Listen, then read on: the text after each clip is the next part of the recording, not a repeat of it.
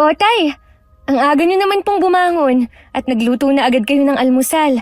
Araw naman po ng linggo ngayon. Dapat nagpapahinga na muna kayo. Pupunta kasi ako sa bahay ni Tia Marisa mo. Meron silang pinapagawa ng malaking kabinet. Kaysa naman sa iba pa nila ipagawa, sa akin na lang. Sayang din naman kasi yung babayad nila sa akin. Ganun po ba? Kaya pala ang aga nyo.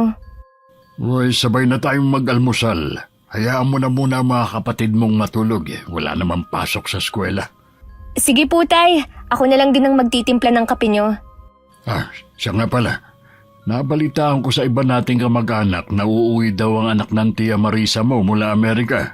Dito yata magsa-celebrate ng birthday. Sa isang buwan na po ang birthday ni Ate Sofia. Di malapit na po siyang umuwi. Baka kasama din po niya yung nobyo niyang afam. Oo nga. Kaya din siguro nagpapagawa ng bakod ang tiyahin mo.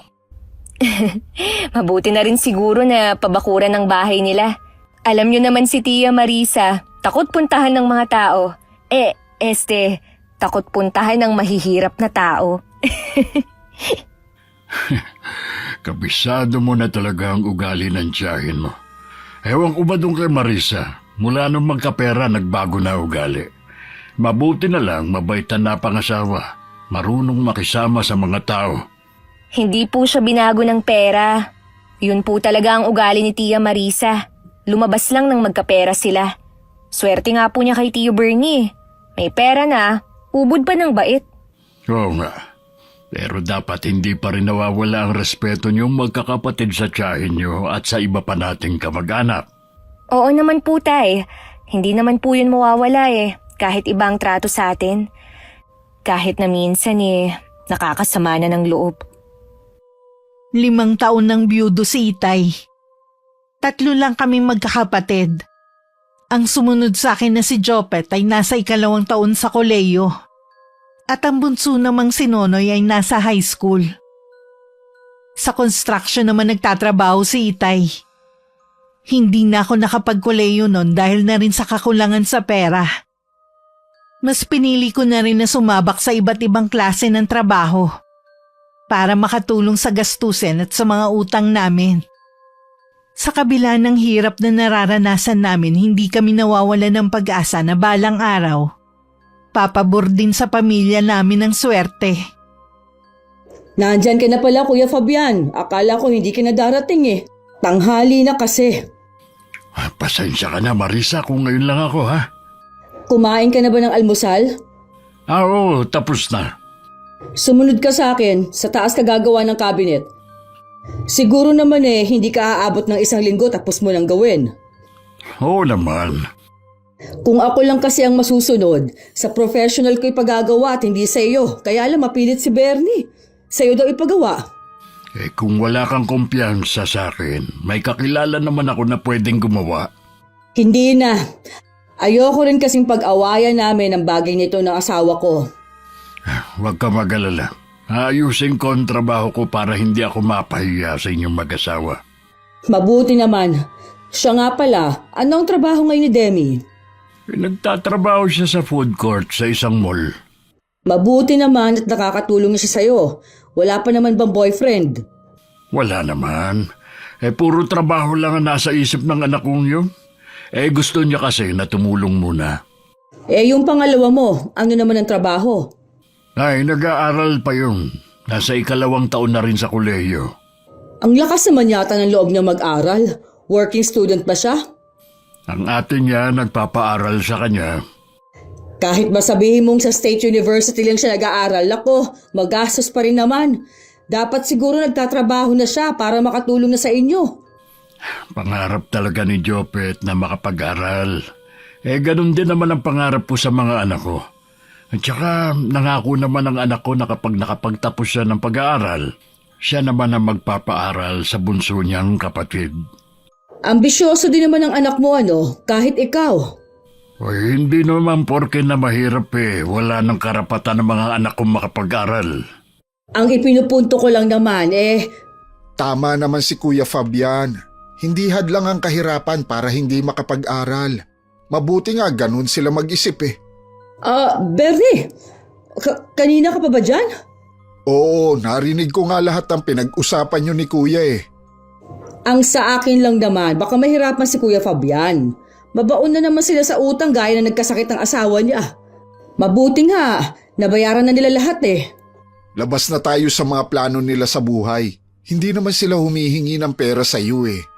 Oo nga pala, naalala ko may pupuntahan nga pala ako. Maiwan ko na muna kayo ha. Sige, mag-iingat ka. Pagpasensya nyo na ang asawa ko, Kuya. Umiiral na naman ang pagkamata pobre. Wala yun. Nasanay na naman ako sa pinsang kong yun. Pero kahit ganun siya magsalita, mabait naman. O paano yan? Maiwan na kita dito. Magpapadala na lang ako ng merienda mamaya kay Presi. Salamat nga pala at sa akin mo binigay ang trabahong ito.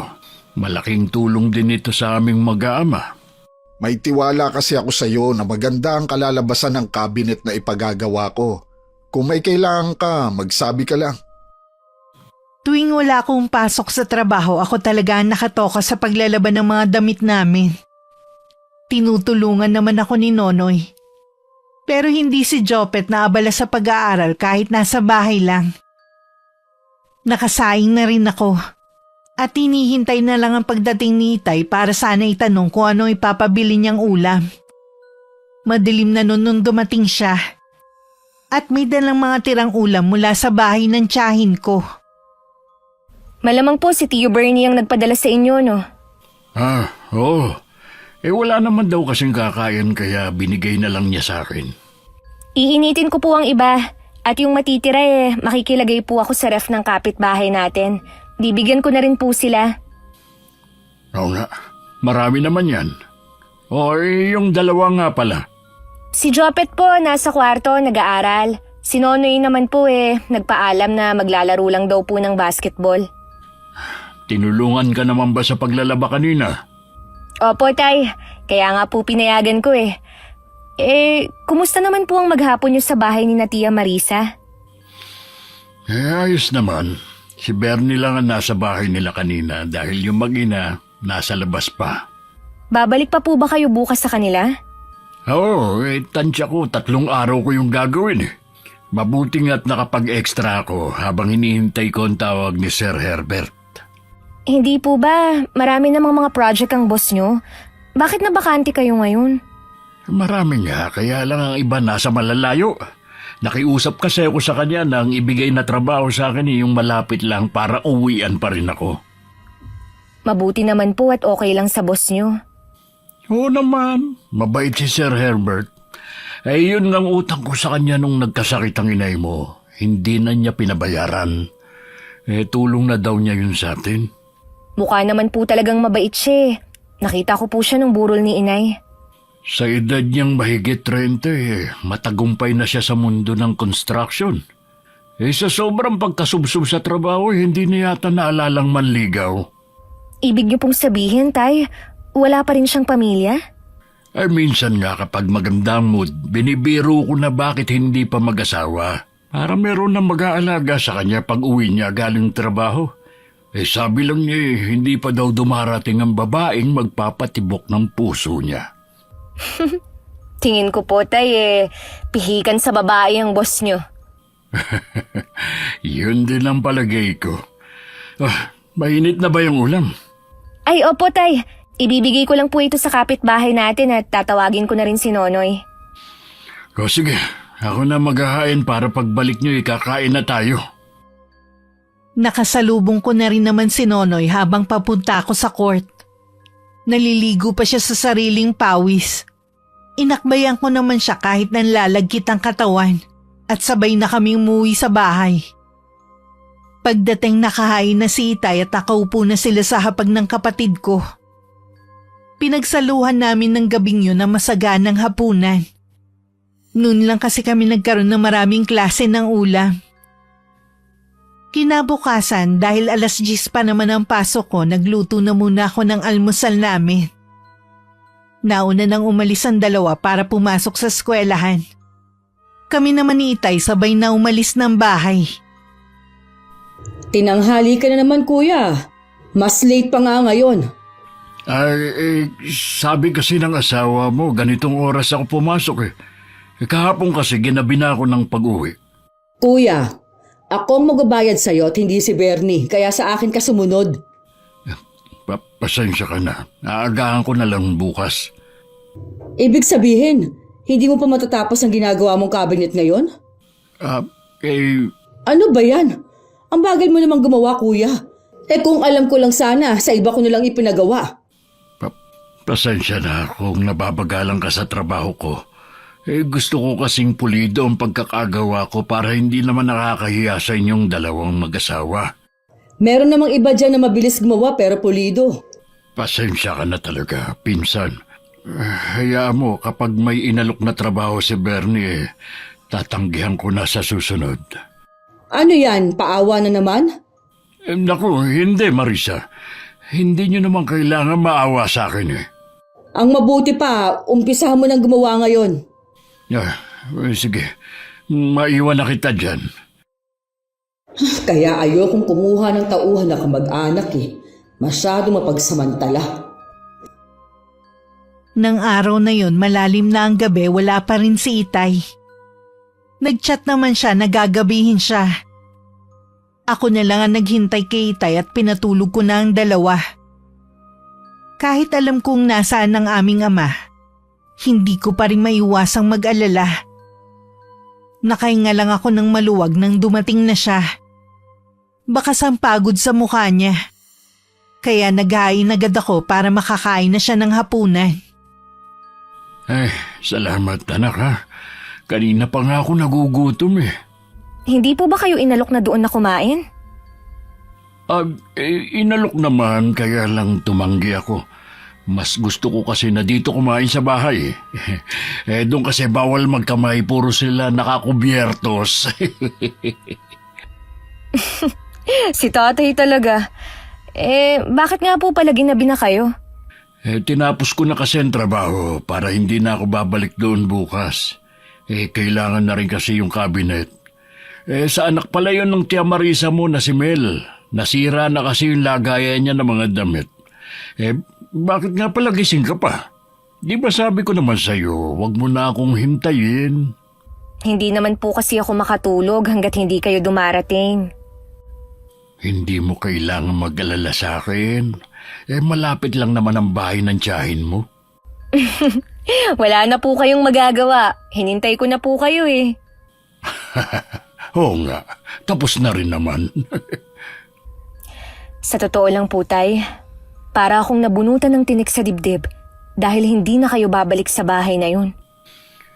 Hanggang ngayon ba naiilang ka pa rin sa kanila? Alam niyo naman po na ibang trato nila sa atin eh, dahil mahirap lang tayo. Wala namang binabanggit ang tiyahin mo na masama tungkol sa atin. Ganun lang talaga siya. Maayos naman ang trato sa atin ng mga anak niya. Tuwing may okasyon sa kanila, lagi nila tayong iniimbita. Kaya lang po, kapag nandun tayo, ibang mga plato natin kumpara sa ibang bisita. Hindi rin tayo pwedeng magpabalik-balik sa lamesa kung saan naroon ang pagkain. Kapag naroon kaming magkakapatid, laging mapanuri ang mga titig nila. Naiintindihan ko naman ang nararamdaman mo. Pero kailangan kasi nating makisama sa kanila.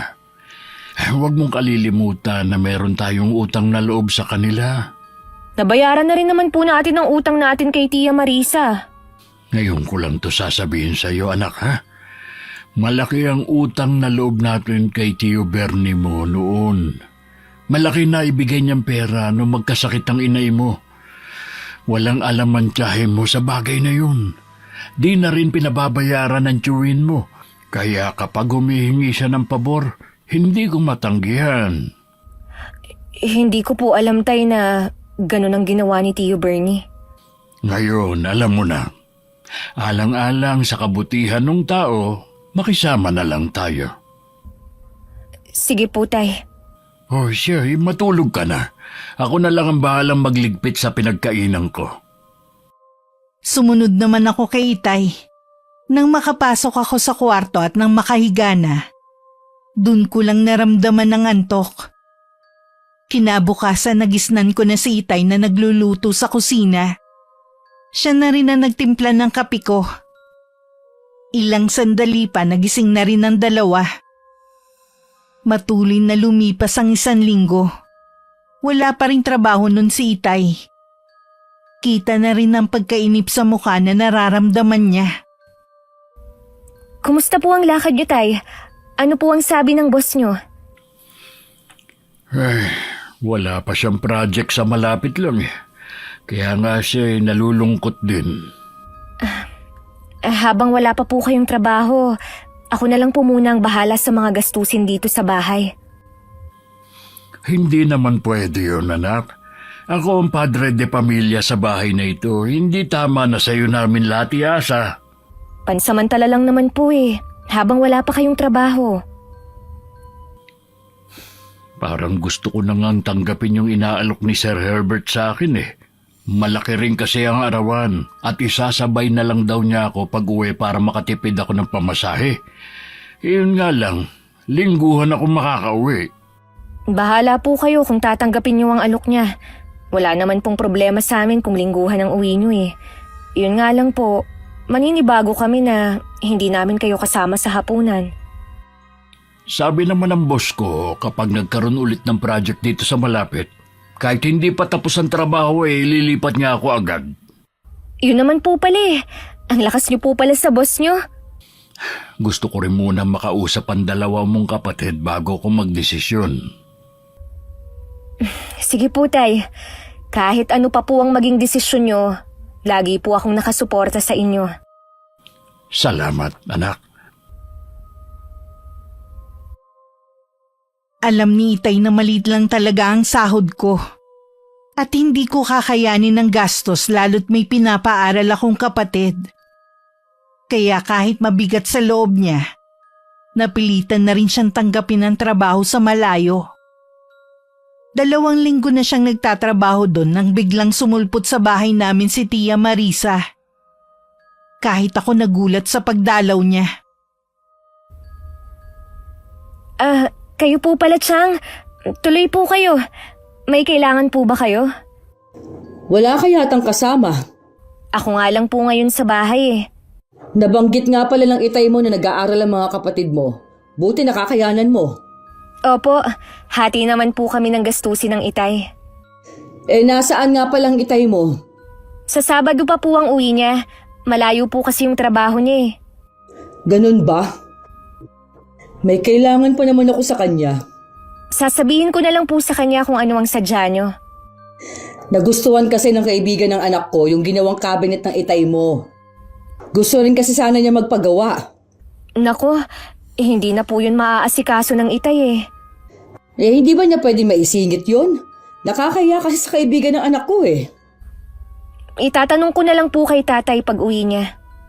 Siya nga pala, kumusta naman ang trabaho mo? Ayos lang naman po. Di ba maliit lang naman ang sahod mo? Wala ka bang balak maghanap ng trabaho na mas malaki ang sahod? Sa ngayon po ayos lang naman po ang trabaho ko. Hindi naman po kami nagkukulang. Tsaka mahirap po maghanap ng trabaho ngayon. Sa bagay nga, hindi ka nga pala nakatapos kaya paano ka makakahanap ng magandang trabaho, di ba? Si Jopet na lang pala talaga ang pag-asa ng pamilya niyo. Sana lang hindi siya mag-asawa kaagad. Dahil kung hindi, sayang ang sakripisyo mo. Nangako naman po ang kapatid ko na hindi agad mag-aasawa eh. Siya po kasi ang magpapaaral sa bunso naming kapatid. Huwag ka muna magsalita ng tapos. Mahaba pang lalakbay ng kapatid mo. Marami ang pwedeng mangyari. Baka hindi niya matupad ang pangako niya sa inyo. Kasama po sa ipinagdarasal ko lagi na sana walang maging problema sa mga plano namin.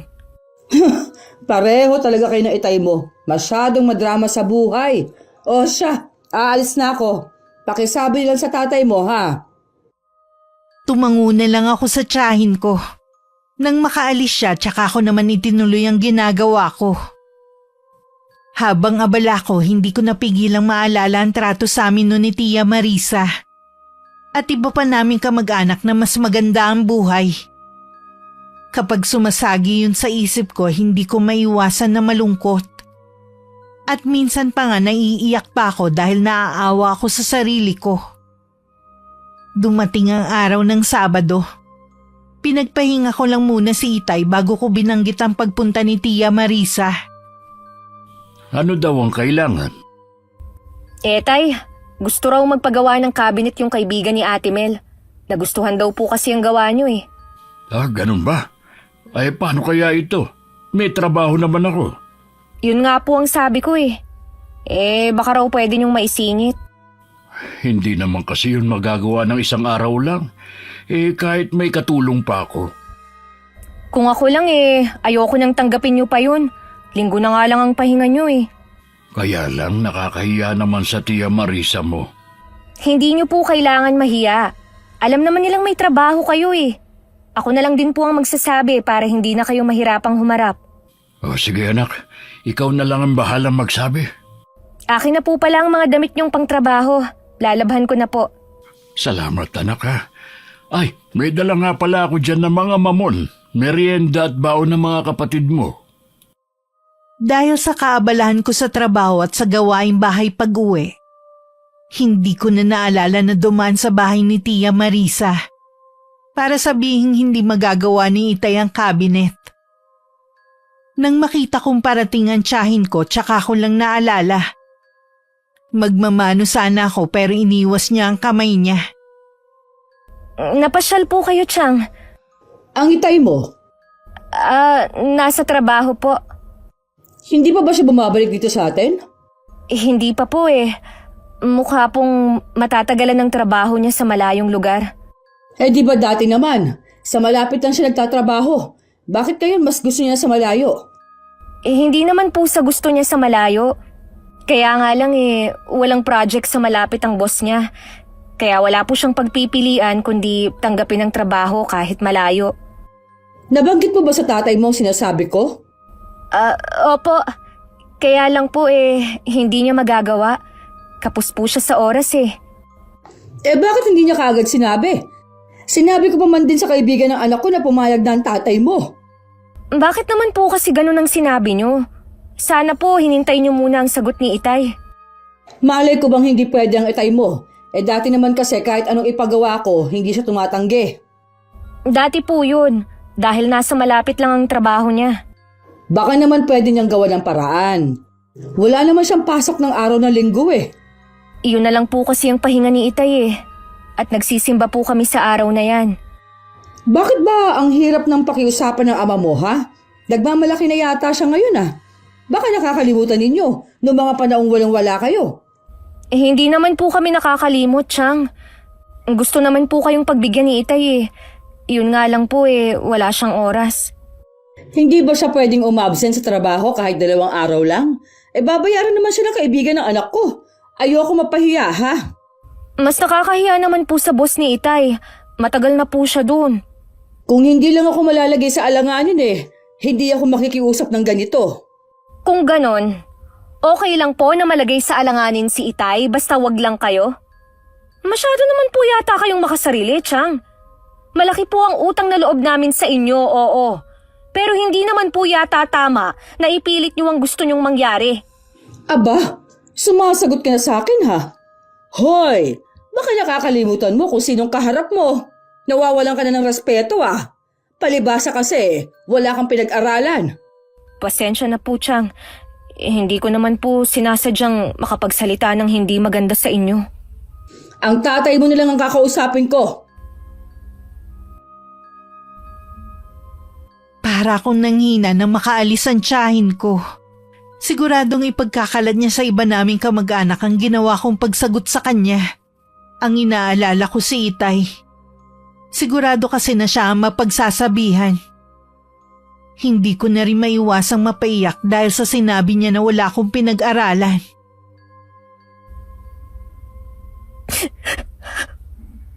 Hindi ko naman ginusto na hindi makapagtapos Ang sakit pala na marinig sa mismong kadugo ang mga salitang yun. Mula ng araw na yun, naging tahimik na ako. Bihira na akong makipagbiruan sa mga kapatid ko. Tuwing tinatanong nila ako, lagi kong sagot pagod lang ako sa trabaho. Hindi na rin maalis-alis sa isip ko ang mga masasakit na salitang binitiwan ni Chang. Lalo pang bumigat ang dalahin ko nang maramdaman ko na parang nag-iba ang pakikitungo sa akin ng iba naming kamag-anak. Naging malamig kasi sila sa akin. Alam kong agad na siniraan na ako ng tiyahin ko. Kahit nakakaiyak at nakakapanlumo, pinilit ko na lang ayusin ang sarili ko at i-focus sa trabaho ang buong atensyon ko.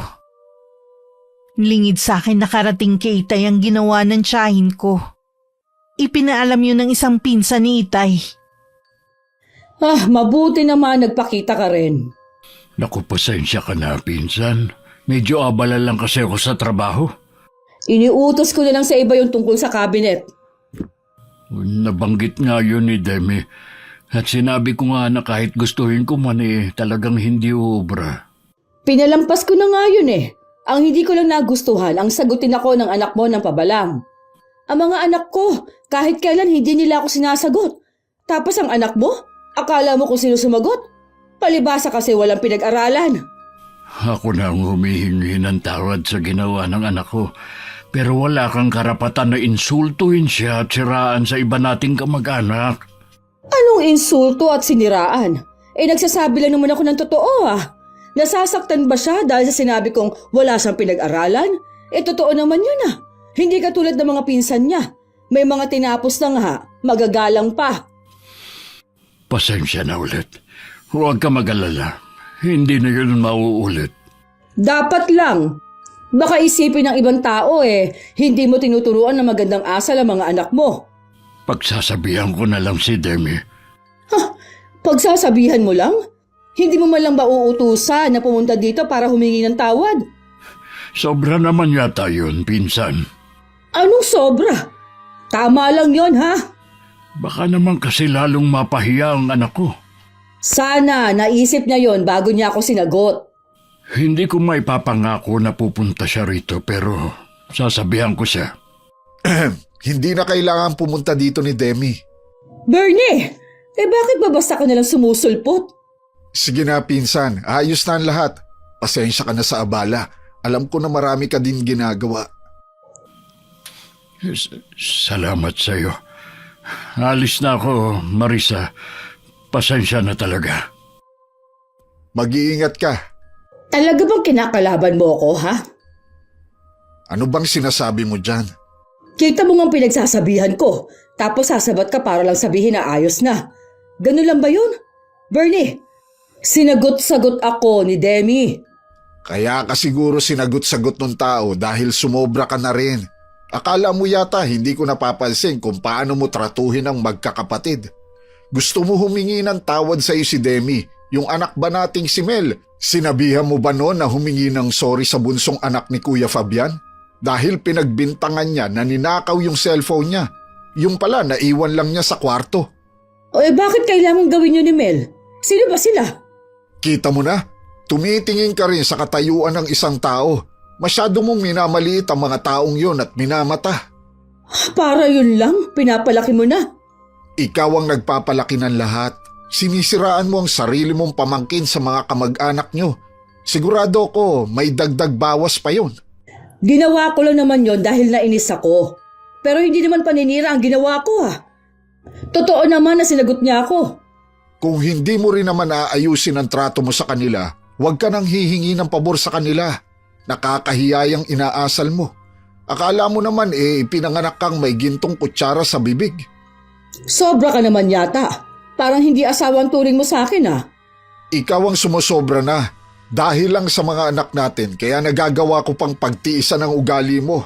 Kapag hindi ka pa magbago, iiwanan na kita. Nakaramdam naman ng takot si Tia Marisa sa bantang yun ng asawa. Inaalala agad niya kung saan na siya kukuha ng pambili niya ng mga luho. Kung hihiwalayan siya ni Tio Bernie. Samantala, kinausap naman ako ni Itay pagdating niya sa bahay. Tahimik lang ako habang nagsasalita siya. Wala ka bang sasabihin? Ano pa po bang sasabihin ko? Wala naman akong karapatan na ipagtanggol ang sarili ko Dahil sino ba ako?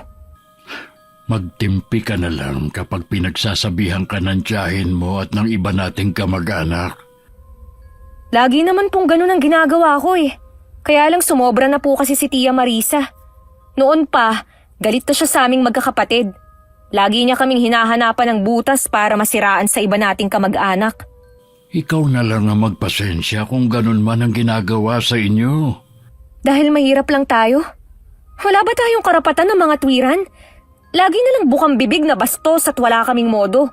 Samantalang sila hindi malang tayo nire-respeto. Huwag na lang natin itong pag-usapan. Iwasan mo na lang na sumagot ng pabalang sa kanila. Lagi na lang ba kayong ganyan, Tay?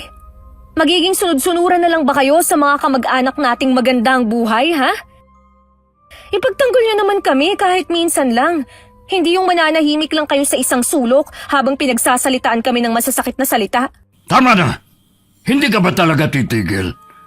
Hindi ako titigil hanggat hindi kayo natatauhan.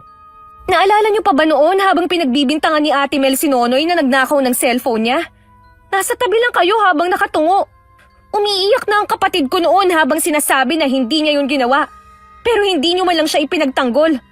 Para pang naniwala kayo sa kanila kaysa sa sarili niyong anak.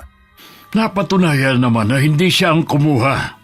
Dahil nakita ni Manang Presi ang cellphone sa kwarto. Paano kung hindi nakita? Di habang buhay na lang natatatak sa pagkatao ng anak niyo ang pagiging magnanakaw kahit hindi naman totoo. Hindi nga sila humingi ng tawad eh. Tapos ako pipilitin humingi ng kapatawaran sa pinsan niyo? Tama lang ang sinabi ko sa kanya. Kaya hindi ako hihingi ng dispensa. Gusto mo bang masira ang pamilya natin, ha? Gusto mo na isipin nila na bastos kayo mga anak ko? Matagal na po nila tayong hinusgahan dahil sa pagiging mahirap natin. Dahil sa estado natin sa buhay, mababang tingin nila sa atin kaya ganun din nila tayo tratuhin. Kung patuloy niyo pa po silang ituturing na kamag-anak, bahala po kayo. Pero ako, wala nang pakialam sa kanila. Masama pa rin ang loob ko kay Itay. Hindi pa rin siya nagbabago. Mas mahalaga pa rin sa kanya ang sasabihin ng mga kamag-anak namin. Gusto niya maganda ang maging imahe niya sa mga yun kahit isakripisyo pa niya kami. Hindi man lang niya kami ipagtanggol sa kanila. Kung siya madaling makalimot, ako hindi ko makakalimutan kung paano kami trinato na parang basahan. Sa katagalan nagkaayos na rin kami ni Itay dahil na rin sa mga kapatid ko. Lingguhan pa rin ang uwi niya. Sakto namang naroon ng Itay nang dumalaw si Tio Bernie. Gusto ko munang humingi ng dispensa sa inasal ng asawa ko sa inyo. Kasama ko sana siya sa pagpunta dito. Kaya lang, meron siyang importanteng nilakad eh. Wala na yun sa akin. Kalimutan na natin ang nangyari. Ang bait mo talaga, pinsan. Ang mga anak mo pala. Si Demi naglalaba. Yung dalawa naman nasa basketball court. Masasabi ko na maswerte ka sa mga anak mo. Maswerte ka rin naman sa mga anak mo. Si Sofia nasa ibang bansa, si Mel may magandang trabaho. Napaka-perpekto kung titingnan ng pamilya namin. Pero hindi totoo yun. Lahat naman ng pamilya may mga pinagdadaan ng problema. Magagawa niyo rin yung lampasan basta sama-sama kayo. Sana nga. Oy, ano nga pala ang sadya mo sa akin? Dumating na kasi si Sofia nung isang araw. Sa Biyernes talaga ang birthday niya, pero gaganapin sa Linggo. Pumunta kayo ng mga anak mo. Puro kamag-anak at malapit na kaibigan lang naman ang inimbita. Ay, sige. Sasabihan ko ang mga anak ko. Inaasahan ko na pupunta kayo. Oo naman. Paano pinsan? Tutuloy na ako. Salamat sa pagpunta mo rito. Nag-abala ka pa talaga. May kalahating oras din nagtagal sa amin si Tio Bernie. Excited naman na nagkwento si Itay na dumating na si Ate Sofia galing ibang bansa. Tahimik lang naman kami magkakapatid. Nang umalis na si Itay para pumasok sa trabaho, noon lang naglabas ng saloobin ng mga kapatid ko. Sinabi ko naman yun kay Itay nang makauwi siya sa bahay namin. Uy, bakit naman ayaw sumama nun dalawa? May trauma pa po kasi hanggang ngayon si Nonoy. Natatakot daw siya na baka maulit na naman yung nangyari dati.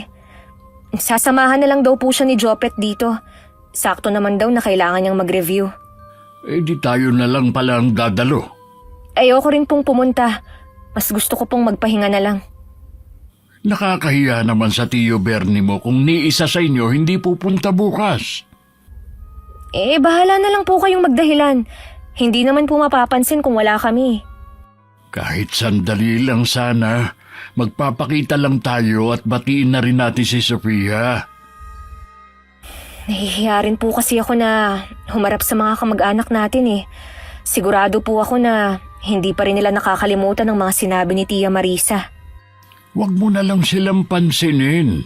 Ang importante naman hindi natin pinahiya ang Tiyo Bernie mo. Biruin mo naman sumadya pa siya rito sa atin.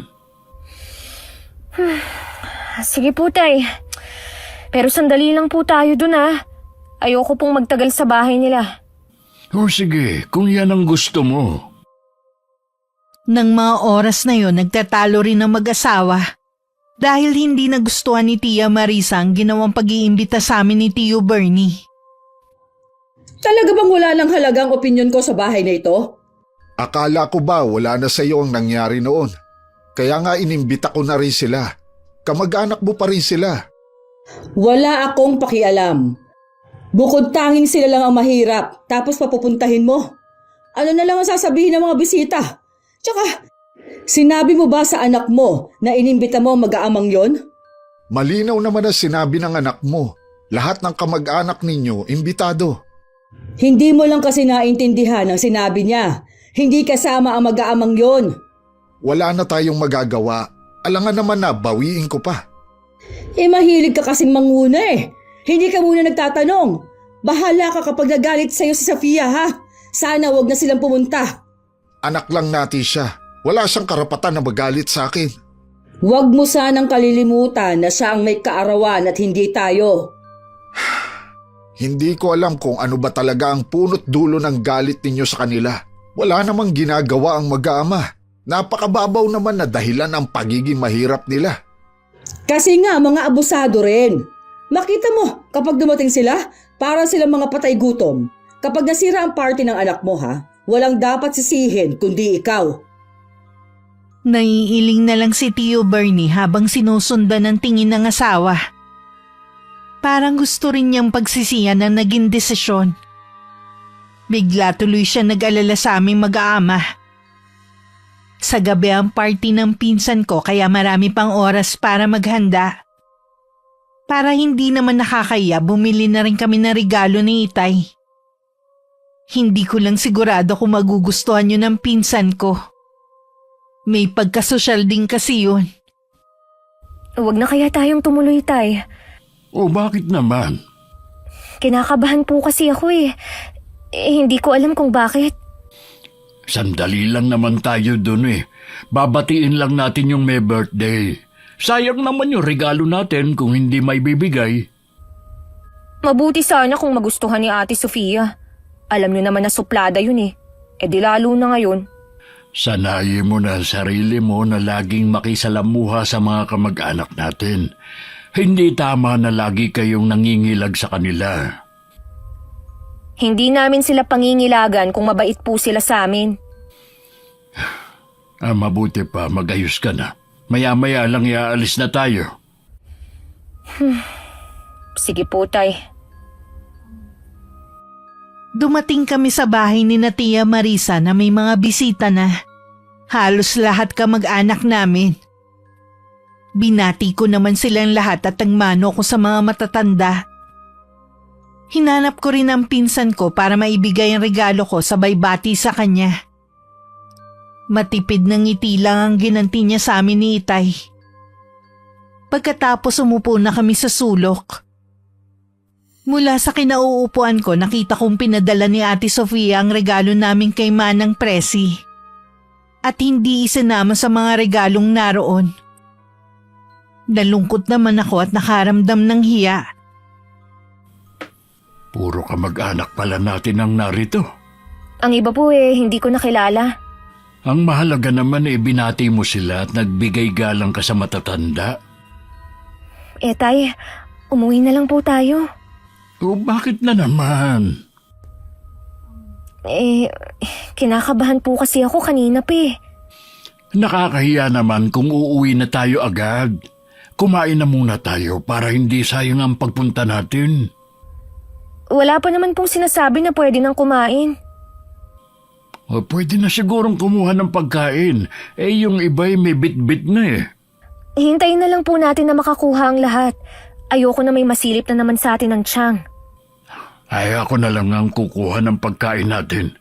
Hintayin mo na lang ako rito para makauwi na rin tayo. Sandali lang, Tay. Ay, sana lang talaga. Tama na pumunta kami. Tuloy-tuloy na si Itay sa mahabang mesa kung saan naroon ang mga pagkain. Lumingon pa siya sa akin sabay ngiti. Dahil nakatuon ang pansin ko kay Itay, hindi ko na namalayan ang paglapit ni Tia Marisa at pag-upo sa tabi ko. Ikaw lang ba, Iha, ang dumalo? Kami lang po ni Itay ang pumunta. Nasaan ang itay mo? Kumukuha po siya ng pagkain. O bakit? Nagpasabi na ba na pwede na kumain? Hindi pa po ba? Nakita po kasi namin na may mga ilan ng bisita ang kumukuha. Pambihira talaga kayong mag-ama. Para kayong patay gutom. Huwag naman po kayong magsalita ng ganyan. Pinsang buo nyo naman po si Itay eh. Ayun na nga eh. Kilala ko kayo, kaya ako nasasabi to. Nagdala ba naman kayo ng regalo, ha? Meron naman po kaming dala. Inabot ko na po kay Ate Sofia. Akala ko wala eh. Kapag ganun, nakakahiya talaga kayo maging kamag-anak. Aalis na lang po kami ng Itay. Ay, wag mo nga akong dramahan ha. Kumain muna kayo bago umalis. Hindi na po, Chang. Maraming salamat na lang po. Habang nag-uusap pa kami ni Tia Marisa, dumating naman si Itay dalang 2 plato na puno ng pagkain. Hindi naman nakaligtas sa akin ang pagtalim ng mga mata ng tiyahin ko habang nakatingin sa mga plato. Ang dami naman yan, kuya. Ay, naparami ang lagay ko eh. Lahat kasi mukhang masasarap. Siguro naman mabubusog na kayo sa kinuha ninyo, no? Baka naman bumalik pa kayo para kumuha ng pagkain. Ha? Sapat na ito sa amin. Pwede bang doon kayo sa medyo tagong lugar? Parating na rin kasi ang ibang bisita eh. Sige, lilipat na lang kami ng lamesa. Alam ko na pareho kaming nararamdaman ni Itay. Gusto ko na rin lumubog nun sa inuupuan ko. Nang tumalikod si Tia Marisa, nagagilap ako ng mesa na malayo sa karamihan. Sa pinakasulok na malapit sa mga halaman, dun kami pumwesto ni Itay. Kumain ka na, anak. Damihan mo ang lechon kasi bihira lang tayo makakain yan. Mahirap pong lulukin ng mga pagkain. Mas gusto ko na lang pong umuwi. Kainin na muna natin ito. Mas nakakahiya kasi kung iiwan na lang natin ito rito. Lagi na lang po bang ganito? Pagsasalitaan nila tayo ng masasakit at ipapahiya tayo. Patawarin mo ko, anak. Walang dapat sisihin kundi ako. Hindi kita pinakinggan. Sana hindi na lang tayo dumalo. Wala naman po kayong kasalanan eh. Gusto nyo lang naman pong makisama. Sige na, kumain ka na para makauwi na tayo. Pangako, anak, huling beses na nating pupunta sa mga handaan ng pamilya ng tiyahin mo. Pinahiran ko muna ang mga luhang tumulo sa pisngi ko at saka hinarap ang pagkain. Kahit hindi ko tumalunok at parang sapal na sa bibig ko. Nang tingnan ko si Itay, konti din siyang kumain. Lingid sa amin, kanina pa pala nakatingin sa amin si Tio Bernie. Nang hindi na siya nakatiis, lumapit na siya sa amin. Bakit nandito kayong mag-ama? Ang layo ninyo sa mga bisita. Ay, ayos lang kami rito. Magpapaalam na rin kami sa iyo. Hindi na kami magtatagal. Salamat sa pag-imbita mo sa amin. Pamilya kayo, kaya hindi ninyo kailangan magpasalamat. Ikaw, Demi, bakit ka umiiyak? Bigla po kasing sumama ang pakiramdam ko. Kaya uuwi na lang po kami. Nakita ko na kinausap kayo ni Marisa. May sinabi ba siya sa inyo? Wala naman. Tinanong lang niya kung bakit kami lang ang pumunta. Lahat kami natuon ng pansin sa tiling ng tiyahin ko. Namumula ang mukha niya sa galit habang palapit sa amin. Dinuro-duro pa niya ako nang makalapit. Ikaw, ninakaw mo ang wedding ring ko. Kayo lang ang mahirap dito kaya walang ibang gagawa nun kundi ikaw. Chang, hindi ko po magagawa yun. Sinungaling! Pumasok ka lang sa pamamahay namin na wala na agad ang wedding ring ko. Huwag mong pagbibintangan ang anak ko. Hindi ko sila pinalaki na malikot ang kamay. Ipakukulong kita kapag hindi mo inilabas ang singsing ko. Baka naman kung saan mo lang nailagay. Hanapin na lang natin. Sigurado ako na kinuha ni Demi ang singsing ko. Walang ibang gagawa nun kundi siya. Suot ko pa yun kanina. Kaarawan ng anak natin. Huwag mo naman sanang sirain. Kung ayaw mo na tuluyang masira ang party ng anak mo, paalisin mo ang mag-amang yan. Nakakahiya magkaroon ng bisitang magnanakaw. Haalis na kami ng anak ko. Salamat sa pag-imbita sa amin. Pasensya na kayo, Kuya Fabian. Demi, Huwag kang humingi sa kanila ng pasensya. Dapat nga sila ang humihingi ng kapatawaran sa atin eh. Parang gusto ko nilang maglahong parang bula. Dahil sa mapanghusgang tingin sa akin ng mga naroon. Paglabas ng gate, napahagulgol na lamang ako ng iyak. Dahil sa matinding pagkapahiya. Tana, anak. Alam ko namang hindi mo yun magagawa. Ang sama niya para ipahiya ako sa maraming tao. Tapos gusto pa niya akong ipakulong. Wala naman akong ninanakaw eh. Malinis ang konsensya natin. Alam ng Panginoon na wala tayong ginagawang masama sa kapwa natin. Hindi ko makakalimutan ang ginawa ni Tia Marisa sa akin. Tayo nang umuwi. Nang mapatapat kami sa basurahan, nakita namin dun ni Itay ang dala naming regalo. Kinuha ko yun. At napakuyom na lang ako dahil sa matinding galit. Ni hindi man lang tiningnan ang laman at basta na lang tinapon. Pagdating sa bahay, nagkulong lang ako sa kwarto. Si Itay na lang ang nagkwento sa dalawa sa totoong nangyari sa party. Buong gabi kong iniyakan ang pangyayaring yun. Akala ko dun na matatapos. Naikalat na rin pala ng tiyahin ko ang nangyari.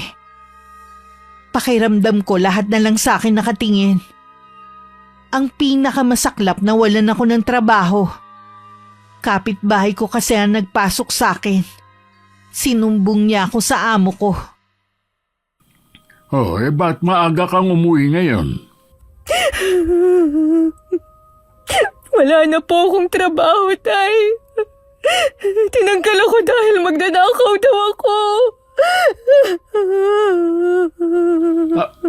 Ano ka mo?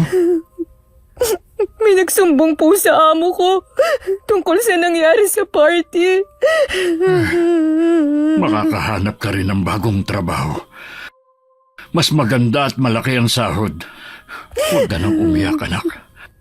Bakit puro na lang kamalasan ang nangyayari sa akin? Hindi yan totoo, anak. Pagsubok lang ito sa atin. Puro na lang ba tayo pagsubok? Habang sila umaangat at tinatapakan ng mga katulad natin? Nonoy, ikuha mo ng tubig ang ate mo. Ayoko ng tubig. Hindi yan ang magpapakalma sa akin. Magpahinga ka na lang muna sa kwarto mo. Sinira nila ang buhay ko. At reputasyon na yun lang ang meron tayo. Naniniwala ako sa karma. Darating din ang araw na mapaparusahan sila sa ginagawa nila. Walang araw at gabi na hindi ako umiiyak. Ito ang namana ko sa aking ina. Mahina ang loob at madaling maapektuhan ng problema. Lagi lang akong tulala at minsan hindi ko makain. Labis na ang pag-aalala sa akin ni Itay at mga kapatid ko. Isang araw dumalaw si Tio Bernie. Nasa duyan lang ako noon at nakatingin sa kawalan. Walang reaksyon sa nangyayari sa paligid ko. Anong nangyayari kay Demi? Ilang araw na siyang ganyan. Sinusubuan ko na nga lang para kumain. Palagay ko masyado siyang naapektuhan sa mga nangyari. Natanggal din kasi siya sa trabaho. Hirap na rin siya makapag-apply. Pina-check up niyo na ba siya? Nakakaranas daw ng matinding depresyon ang anak ko. Madalas hindi na siya natutulog sa gabi. Sa araw ganun din. Minsan bigla na lang siyang iiyak dahil naiisip niya na hindi siya nakakatulong sa akin. Kung kailangan niyo ng tulong, magsabi ka lang at ako na ang bahala. Asawa mo ang dahilan kung bakit nagkaganyan ang anak ko. Hindi ko kailangan ng tulong mula sa iyo. Pinagsabihan ko na rin si Marisa sa ginawa niya. Wala rin siyang balak na magsampa ng reklamo. Dapat ko bang ipagpasalamat yun? Walang kasalanan ng anak ko. Wala siyang ninakaw na kahit na ano. Hindi ako magnanakaw, Tay! Hindi! Hindi totoo ang ibinibintang nila sa akin! Hindi ka magnanakaw, anak. Alam namin yun. Halika na sa loob ng bahay. May biskwit doon. Magmerienda ka muna, baka nagugutom ka na. Di ba sabi ng doktor, bawal kang magutom? Ayoko ng biskwit. Gusto ko ng tinapay. Ay, sige. Meron din doon. Teka, ikukuha kita. Inasikaso muna ako ni Itay bago niya muling hinarap si Tio Bernie. Tinawag din niya ang kapatid kong si Nonoy para bantayan ako. Lagi ba siyang ganoon? Oo. Para bang gusto niyang takasan ang realidad dahil sa sakit ng kalooban na naranasan niya. Tanggapin mo na itong pera. Huwag mo nang tanggihan. Lahat ng tulong ibibigay ko. Sabihin mo lang, pinsan. Salamat sa iyo.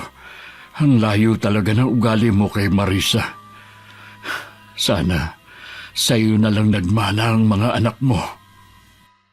Magkahalong awa at galit ang nararamdaman ni Tio Bernie ng mga sandaling yun.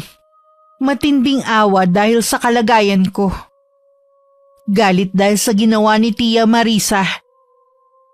Pagdating sa kanila, agad niyang hinanap ang asawa.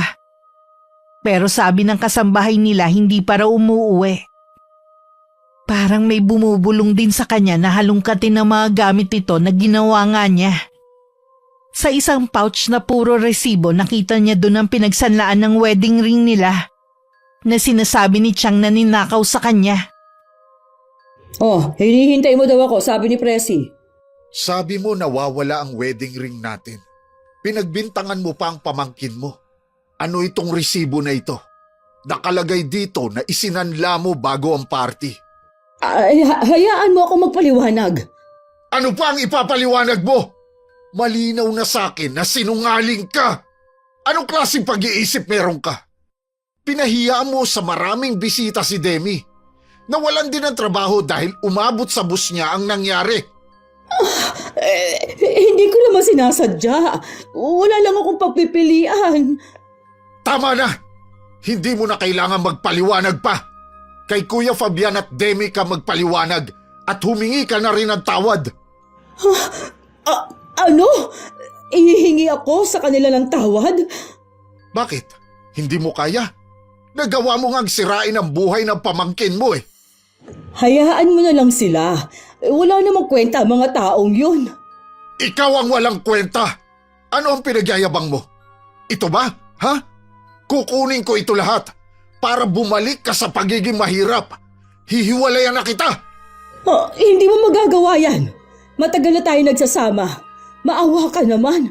Gagawin ko na ang gusto mo. Ihihingi na ako ng tawad kay Demi. Kailangan mo rin silang tulungan.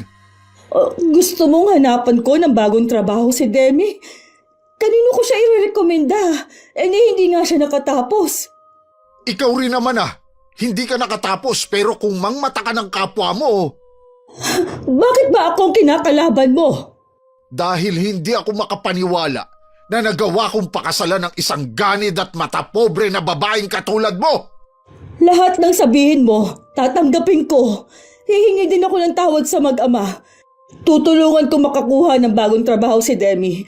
Huwag mo lang akong iwan. Hindi trabaho ang kailangan ni Demi. Kailangan niya ng pera para makapagpagamot. Ha? Anong sakit niya? Nakakaranas ng matinding depresyon si Demi dahil sa ginawa mong pamamahiya sa kanya. Hindi biro ang pinagdadaanan niya. Para yun lang?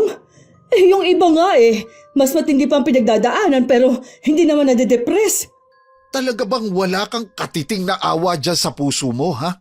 Ikaw ang dahilan kung bakit nagkagano ng pamangkin mo. Oo nga. Pupunta na nga ako sa kanila. Ano pa bang gusto mo? Kung pagtatawanan mo lang ang kalagayan ng pamangkin mo, mabuti pa huwag ka nang pumunta doon. Kaya nga ako pupunta doon dahil sabi mo hihiwalayan mo ako kung hindi ako hihingi ng tawad. Hindi naman bukal sa loob mo ang gagawin mo. Mahalaga pa ba yun? Pag-aralan mo muna kung paano magkaroon ng simpatsya sa kapwa mo. Saan ka pupunta? Bakit inilalagay mo ang mga damit sa maleta? Hindi ko na kayang makisama pa sa'yo. Maawa ka naman. Huwag mo akong iwan. Isinalya pa ni Tio Bernie ang asawa nang tangkain siya nitong pigilan sa braso. Hanggang sa labas ng bahay nakasunod sa kanya ang asawa. Pero hindi na siya napigilan pa. Samantala nagpa siya si Itay na dalhin ako sa isang mahusay na albularyo. Ayon na rin sa payo ng boss niyang si Herbert. Nagpa siya siyang iwan ako kay Lola Crisanta, ang matandang dalagang albularya. Ilang beses na rin noon nagpabalik-balik si Tia Marisa sa bahay namin hanggang matsyempohan niyang may tao na.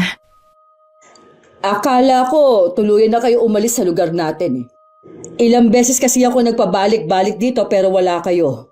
Hindi naman masabi ng mga kapitbahay ninyo kung saan kayo nagpunta. Ano ba ang kailangan mo? Si Demi, Wala siya rito. nasaan siya? Wala ka nang pakialam kung nasaan man siya ngayon. Pwede ba? Umalis ka na. Marami pa akong dapat gawin. Huwag mong sabihin na ipinasok mo siya sa mental hospital. Kung wala kang maayos na sasabihin, umalis ka na bago pa kita ipagtulakan. Kung ako lang ang masusunod, hindi ako pupunta dito. Nakiusap lang sa akin si Bernie na puntahan kayo dahil kailangan niya ng tulong. Dahil nakakaranas ng depression ang anak mo. Oh, dahil sa iyo, parang mababaliw na ang anak ko. Pagkatapos mo siyang pagbintangan na kinuha niya ang wedding ring mo, yung pala isinanla mo lang para pambili mo ng mga luho. Paano mo nalaman ang bagay na yan? Hindi na mahalaga kung paano. Subukan mo lang uli na siraan ng anak ko o kahit sino sa kanila.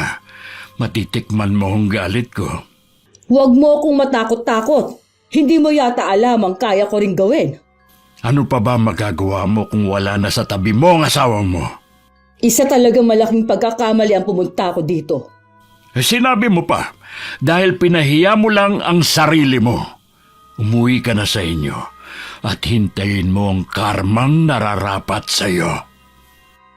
Mula nang umalis ang asawa nawalan na rin ng panggastos si Tia Marisa. Umaasa na lang siya sa mga bigay ng dalawang anak. Kalaunan naman natigil na dahil parehong nawalan ng trabaho. Hindi na rin nakabalik sa Amerika si Ate Sofia sa di malamang dahilan. Napilitan na lang silang lumipat sa mas maliit na bahay para makamenos sa gastusin. Ito na nga yata ang karmang sinasabi ni Kuya Fabian. Ayokong bumalik sa pagiging mahirap. Gusto ko pa rin mabili ang lahat ng gusto ko. Napilitan ng puntahan ni Tia Marisa ang asawa para humingi ng tulong. Hindi rin siya makapaniwalang nasa magarang bahay ang asawa. Samantalang sila ng mga anak naghihirap at nagtitiis sa maliit na bahay. Paano mo naaatim na tumira sa ganitong bahay samantalang naghihirap kami ng mga anak mo? Bahay ito ng kapatid ko. Dito lang niya ako pinatira habang wala silang mag-anak. Yung kapatid mong suplada na si Angela? Hindi suplada si Angela. Ayaw lang niya talaga sa'yo dahil sa ugali mo. Hindi ko na yun problema. Kung ganon, anong ginagawa mo dito? Bernie, maawa ka naman sa amin ng mga anak mo. Pareho silang walang trabaho. Ubos na ang mga ipon nila. Baon na kami sa utang. Kaya mo pa naman. Bakit hindi mo subukan maghanap ng trabaho? Ano naman ang papasukan ko? Maliban sa may edad na ako, wala naman akong tinapos. Hindi mo ba naiisip na yung nangyayari sa'yo? Karma na yan dahil sa ginawa mo sa kapwa mo. Pati mga anak natin, dinamay mo. Nakikiusap ako sa'yo. Maawa ka naman sa amin. Hanggat hindi ko nararamdaman ang sinseridad sa'yo at pagbabago, wala kang makukuhang tulong mula sa akin. Bakit ba nagbago ka na? Ano bang ginawa sa'yo ng mag-amang yon at ganyan na ang pakikitungo mo sa akin? Hindi ako nagbago. Napuno na lang ako sa'yo. Yang sobrang pagiging mapagmataas mo, yan ang sumira sa pagsasama natin. Sinunod ko naman ang gusto mo. Pinuntahan ko si Kuya Fabian kaya lang siya pa ito nagmamalaki. Dahil ikaw pang mayabang imbis na magpakumbaba ka. Ikaw ang may malaking kasalanan sa kanila. Huwag mo sanang kalilimutan yon. Laylay ang balikat na umuwi na lang sa kanilang bahay si Tia Marisa. Pagdating naabutan niyang umiiyak ang mga anak.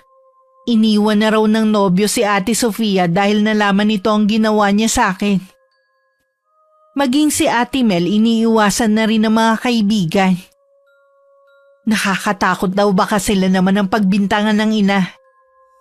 Pero hindi naniniwala ang tiyahin ko na yun ang dahilan. Malamang na hindi lang matanggap ng nobyo at mga kaibigan na naghihirap na sila. Dahil wala na mapagkuhanan ng panggastos, napilitan na rin ang tiyahin ko na tumanggap ng labahin at mamalansya. Samantala kahit magaling na ako, ayoko pa rin umalis sa poder ni Lola Crisanta. Doon lang kasi ako nakaramdam ng katahimikan. Pero lagi ko pa rin naaalala ang nangyari sa akin. Iniisip mo kung paano ka makakaganti sa tiyahin mo, no? Paano niyo po nalaman na yun ang laman ng isip ko, Lola? Madali lang naman basahin ang isip ng tao. Lalo ka na. Hindi kasi ako matahimik. Tingin ko, hindi ako makakabalik sa dati kong buhay kung hindi ako makakaganti sa tiyahin ko. May alam ako kung paano ka makakaganti. Kailangan lang masidhi ang kagustuhan mong iparanas sa taong yun na poot dyan sa puso mo. Paano po ako makakaganti? Sa pamamagitan ng kulam. Bibigyan ko siya ng malalang karamdaman na kahit sinong doktor, hindi siya mapapagaling. Kulam? Marunong po kayong mangulam? Oo, iha. Pero pinipili ko lang kung sinong tutulungan ko. Ngayon, nasisiguro mo bang gusto mo pa rin gumante? Opo, Lola. Gusto kong kulamin niyo si Tia Marisa. Gusto kong maramdaman niya ang paghihirap ko noon. Yung kahihiyan na hindi ako makatingin ng diretso sa mga tao. Gusto kong maranasan niya kung paano iwasan. Sa gabi ng pagbilog ng buwan, isasagawa ko ang orasyon. Salamat po, Lola. Dahil sa inyo, makakapaghiganti na rin ako sa taong yun. Lagi naman akong dinadalaw ni Itay at mga kapatid ko. Nakikita nilang hiyang sa akin ang pagtira sa probinsya. Nalaman ko rin na nag-working student ang kapatid ko para kahit papano, hindi na siya umasa sa tatay namin. Talaga bang ayaw mo pang sumama pa uwi sa bahay? Sorry po, Tay. Hindi pa po ako handang harapin ng mga tao sa atin. Tsaka, dito ko lang po naranasan ng katahimikan eh. Sige, hindi na kita pipilitin. Alam ko naman na hindi ka pababayaan ni Aling Crisanta. Inaalagaan niyo po akong mabuti. Para na rin po akong nagkaroon ng isang ina o lola sa katauhan niya. Basta, kapag handa ka na, lagi lang kaming naghihintay sa iyo. Opo, Tay. Namimiss ko na rin naman kayo eh. Kaya lang, mas nangingibabaw ang takot ko. Lagi mong tatandaan, anak. Hindi ka namin pababayaan ng mga kapatid mo, ano man ang mangyari.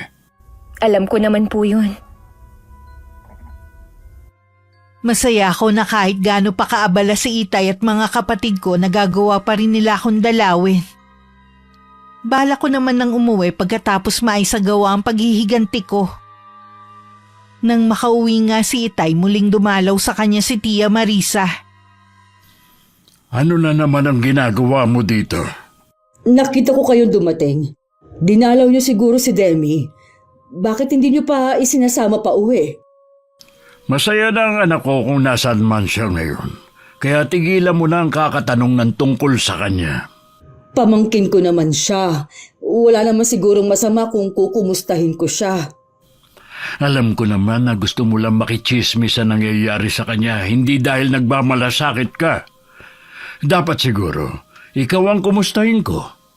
Kumusta na ba ang bagong buhay mo? Pansamantala lamang ito. Babalik din sa dati ang buhay namin mag-iina. Matayog ka pa rin sa kabila na bumagsak ka na. Ano ba ang gusto mo? Gayahin ko kayo? Hindi ko sinabi na gayahin mo kami. Ang gusto ko, lumayo ka na sa amin. Patahimikin mo na kami. Paano ko gagawin yun? Kayo nga ang ugat kung bakit na bagong buhay namin eh. Dahil sa inyo, nagalit si Bernie at iniwan kami. Kami pa talaga ang sinisisi mo? Hindi ka pa talaga natatauhan sa karma na nangyayari sa'yo? Hindi karma ang tawag dito. Sinusubukan lang ako kung hanggang saan ang itatagal ko. Hindi ako susuko katulad ng anak mong nabaliw. Walang hiya ka talaga. Napakasama mo. Ngayon lang ako nakakilala ng taong natutuwa sa kapahamakan ng ibang tao. Huwag ka magalit kuya kung nagsasabi lang ako ng totoo. Hindi ka ba talaga aalis?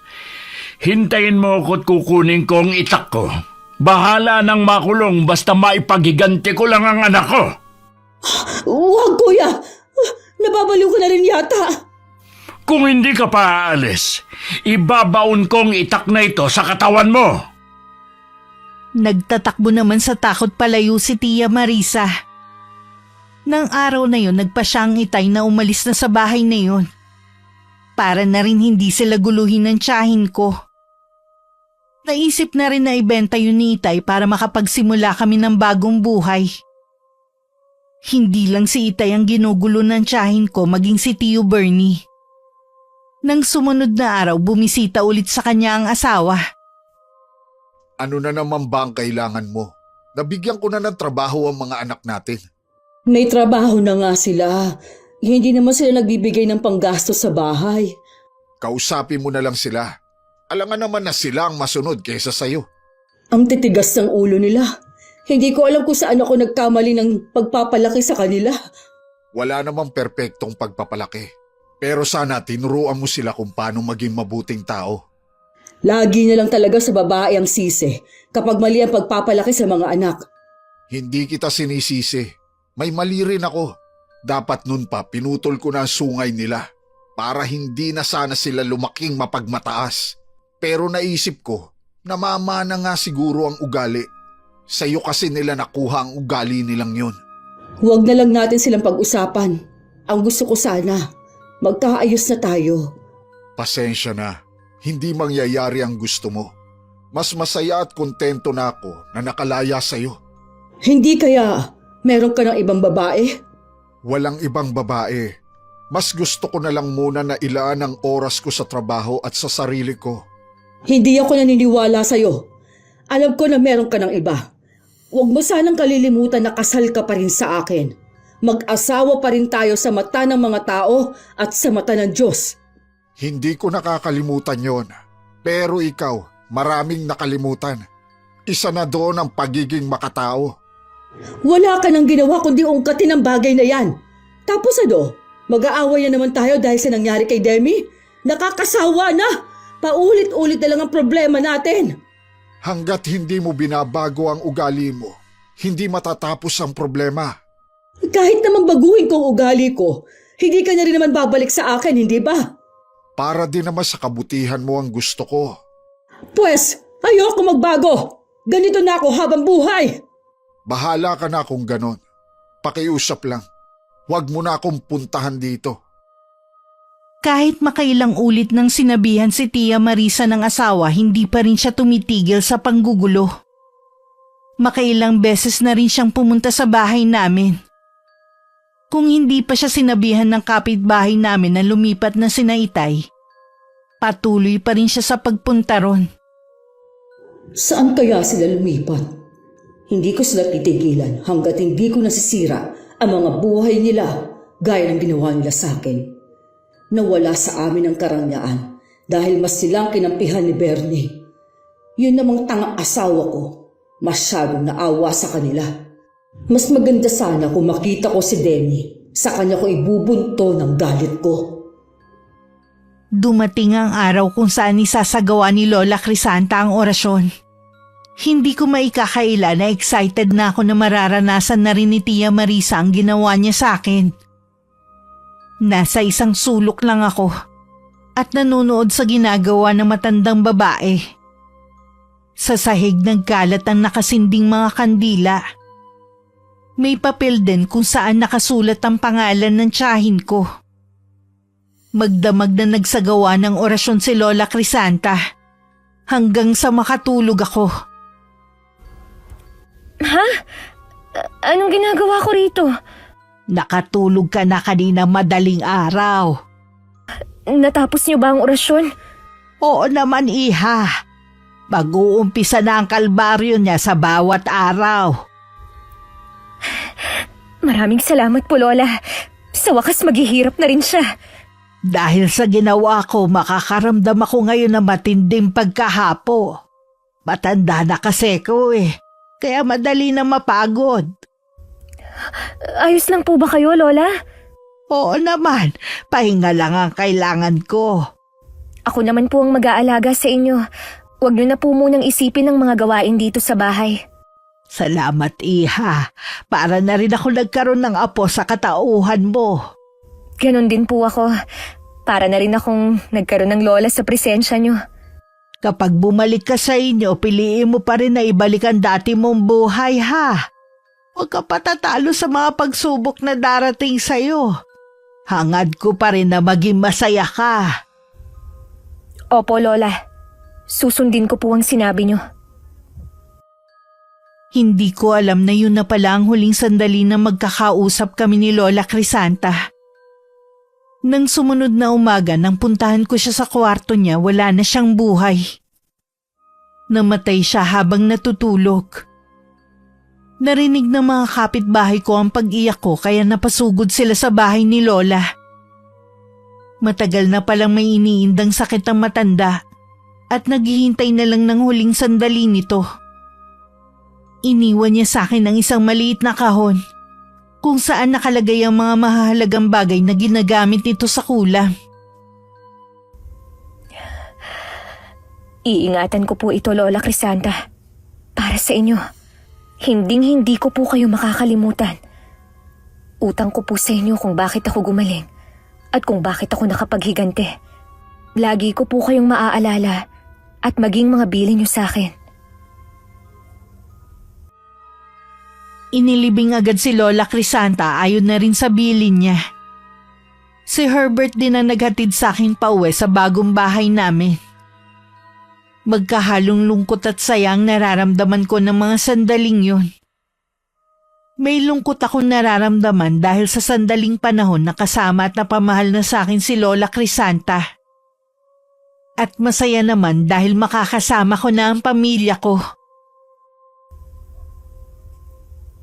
Nakausap ko nga pala ang Tio Frank mo. Iniimbita tayo sa bahay nila sa linggo. Ano pong meron? Kaarawan niya. Si Senta na kasi ang tiyuhin mo. Kaya maghahanda siya. Sigurado po na pupunta din dun si Tia Marisa. Sigurado yun dahil kapatid siya ni Tio Frank mo. Ayos lang naman kung hindi ka sasama. Ayaw din naman ng mga kapatid mo. Sasamahan ko na po kayo, Tay. Sigurado ka ba, anak? Opo, Tay. Gusto ko rin kasi siyang makita . Huwag kang mag-alala. Hindi ka na niya magagawang ipahiya pa dahil alam na ng lahat ang ginawa niya. Sigurado po ako na kinakarma na siya dahil sa ginawa niya. Wala na silang bahay at kasambahay.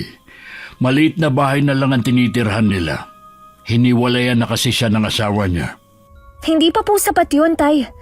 May iba pa akong karmang hinihintay na mangyari sa kanya. Anong karma naman ang tinutukoy mo? Yung matinding sakit na dadapo sa kanya. Yung kahit pinakamagaling na doktor ay hindi siya magagawang pagalingin. Hayaan na lang natin ang Panginoon na magparusa sa kanya. Sinabi po ng mga kapatid ko na hindi pa rin daw nagbabago si Tia Marisa. Lagi pa rin daw kayong ginugulo, kaya napilitan kayong lumipat ng bahay. Totoo naman. Kung hindi lang ako nagtitimpi, baka masaktan ko na siya kaya kami na lang ng mga kapatid mo lumayo. Mula ngayon, ako na po ang haharap sa kanya. Hindi ka na ba maaapektuhan sa presensya niya? Hindi na po. Matapang na ako ngayon. Malaki nga ang naitulong ni Aling Crisanta sa iyo. Hindi lang po niya ako pinagaling. Marami din po siyang itinuro sa akin. Hindi ko po siya makakalimutan habang nabubuhay ako. May mga gabi na tinitingnan ko ang kahon na iniwan sa akin ni Lola Crisanta. Meron pala dong libretang itim. Iniisip ko na pag-aralan yun. Baka kasi yun ang gusto na matanda kaya niya sa akin iniwan. Dumating ang araw ng linggo. Mga kamag-anak lang palang inimbita ni Tio Frank. Pagkatapos kong maibigay ang regalo ko at bumate, umupo na ako sa isang tabi. Kinumusta rin ako ng mga pinsan ko. Naramdaman ko naman ang senseridad sa mga pagtatanong nila. Sa di kalayuan naroon ang tiyahin ko. Mapanuring tingin na naman ang binabato niya sa akin. Lumapit ako at saka ko siya binate.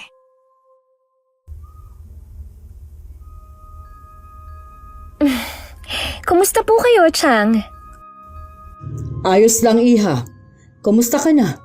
Balita ko, nagkaroon ka daw ng depression? Kahit naman po sino magkakaroon ng depression dahil sa ginawa nyo. Ikaw ba naman ang pagbintangan na nagnakaw ng wedding ring? Tapos malalaman ng lahat na isinanla nyo lang pala para ipambili ng luho. Tumigil ka nga sa pinagsasabi mo. Ay, wag na po kayong mahiya. Alam naman po ng mga narito ang ginawa nyo. Baka gusto mong ingud-ngud kong pagmumukha mo sa sahig nang matigil ka na sa mga sinasabi mo. Subukan mo at ako mismo ang gagawa nun sa'yo. Pareho talaga kayo ng anak mo. Bakit ba kasi pumunta pa kayo dito? Sinisira niyo lang ang party ng kapatid ko. Ikaw ang sumira dahil sa ugali mo. Mabuti pa anak, umuwi na tayo. Tutal na bati na rin naman natin ang Tio Frank mo. Sige po, Tay. Ikaw naman, Chang. Lahat ng kahihiyan na naranasan ko noon, mararanasan nyo rin. Lumapit din si Tio Bernie para pigilan ng asawa sa balak nitong pagwawala. Nagsumbong kasi ang mga anak nila sa kakaibang ikinikilos ng tiyahin ko nitong mga huling araw. Madalas daw kasi nilang makitang nakikipag-usap sa sarili. Hayaan mo na lang. Paalis na rin sila. Anong hayaan? Ipinahiya ako ng babaeng yon. Pinahiya mo rin naman siya noon. Mas matindi pa nga eh. Tama lang naman yun sa kanya dahil mahirap lang sila. Buti nga sa kanya at nabaliw siya. Sa tingin ko, ikaw ang mas nababaliw. Sabi ng mga anak natin, madalas mong kausapin ang sarili mo. May kausap naman talaga ako na matandang babae. Ang sabi niya sa akin, may balak yang si Demi na kulamin ako. Biruin mo, ipakukulam ako ng babaeng yon.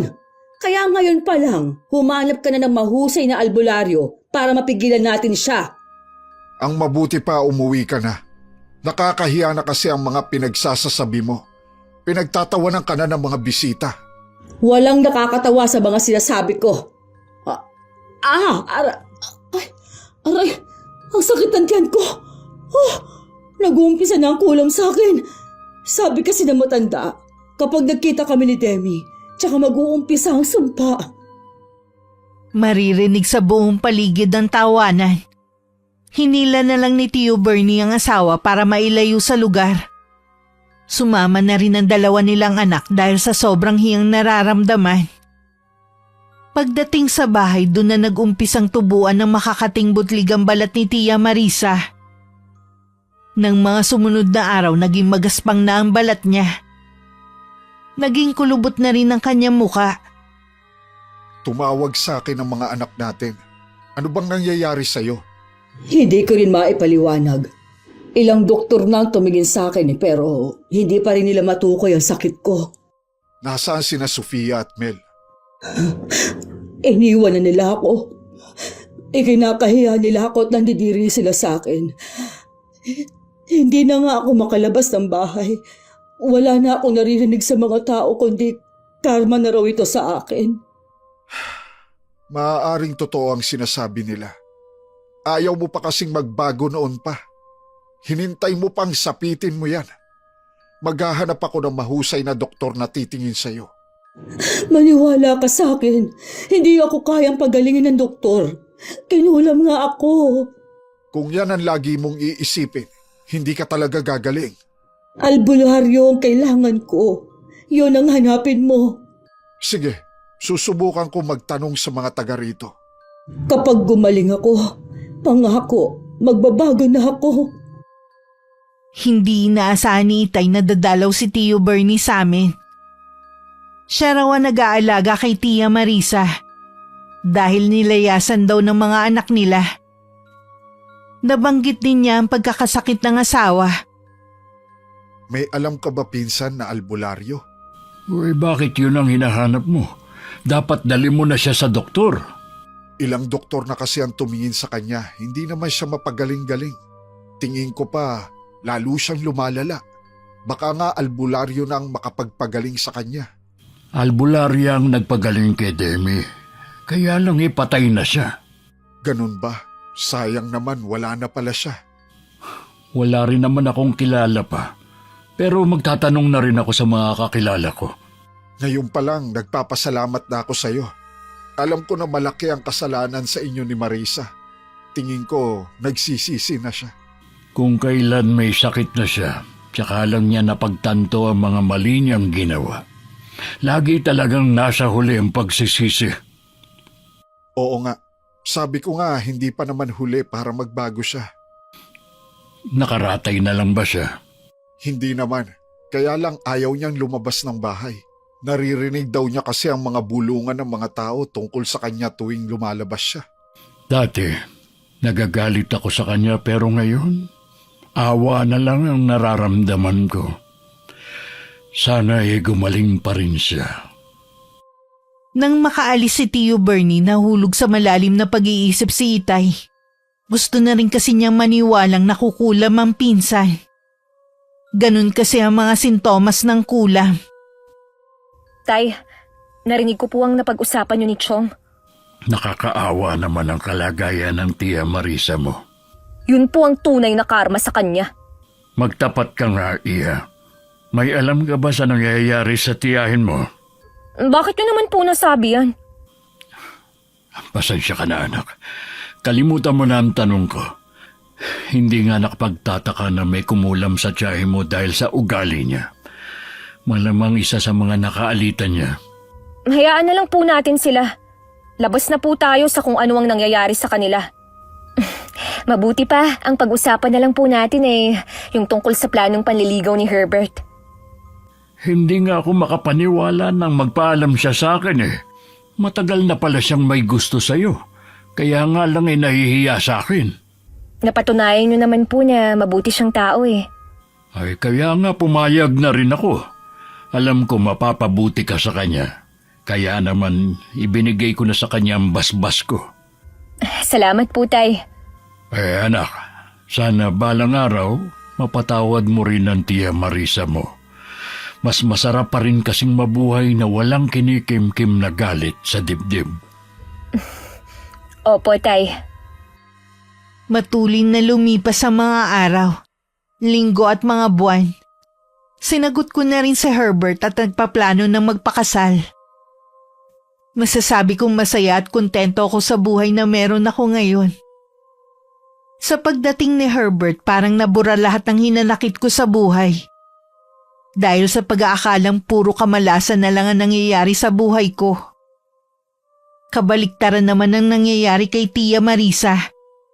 Bagamat malakas pa rin, Hindi naman niya magawang lumabas ng bahay dahil nahihiya siya sa itsura niya. Ikakasal na pala si Demi. Talaga? Natutuwa ako para sa kanya. Balita ko mayaman ang napangasawa niya. Sana hindi siya tumulad sa akin na binago ng pera. Sa bagay, iba naman siya. Alam ko na magandang pagpapalaki sa kanya ng mga magulang. Natutuwa ko na hindi ko na nararamdaman ang galit sa iyo. Nakakapagod din naman ang laging galit sa mundo. Mas magaan na rin ang dibdib ko. Sana, balang araw, mapatawad ako ni Demi at ng iba ko pang nasaktan.